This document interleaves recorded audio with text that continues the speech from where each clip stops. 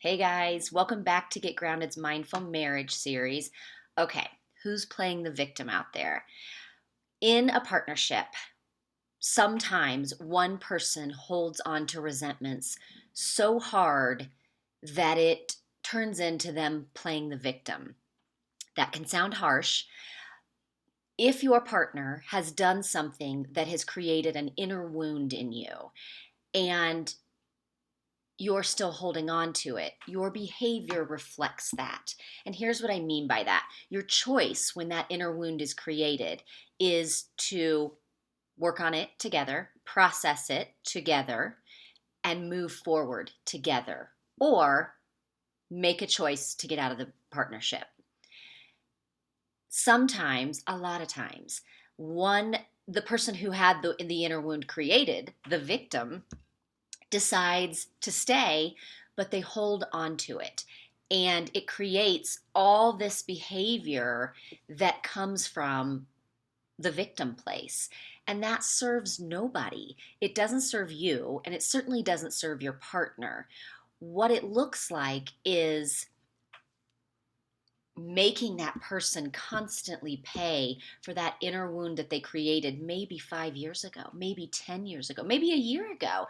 Even that, you've got to process it and move forward or make the choice to leave, because all you're doing is hurting yourself. You chose to stay, but you're creating this dynamic where your partner has to constantly be kissing your butt to get in your good graces, or constantly be the one working harder. And that's not fair. I understand that it's not fair that you have an inner wound.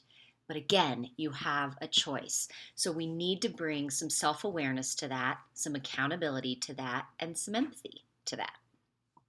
What's actually happening is your partner created an inner wound in you. You made the choice to hold on to it and stay in it, possibly.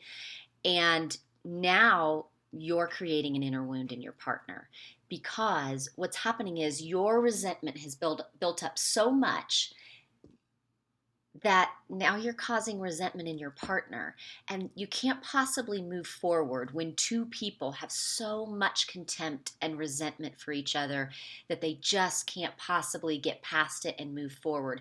That forces the choice of, okay, then we have to we have to move on, not move forward. We have to move on from this relationship. And if that's not what you want, then I suggest that through using some of the mindfulness techniques that I've taught you, that you bring some self-awareness to where the victim is showing up in your life. And you bring some accountability to how you're playing the victim. And then you bring some empathy to it. Yes, you're hurt. And I completely understand that. But that empathy, once you give it to yourself, it extends to your partner. What might they be feeling also? What might you be creating in them that is going to hurt your relationship in the future? So, again, self awareness, accountability, and empathy, it applies here also. Mindfulness works its way through your relationship in creating a conscious relationship. And part of the consciousness, part of being awake in your relationship is understanding that you have to be accountable when you're playing the victim. And that requires the window, that observing ego window. Again, we can bring this in every time. I strongly encourage you, if you're in a relationship that you really desperately want to work, to notice in your relationship where you're playing the victim and make a concerted effort to change it. Thanks so much, you guys. I'll see you in a couple days. Bye bye.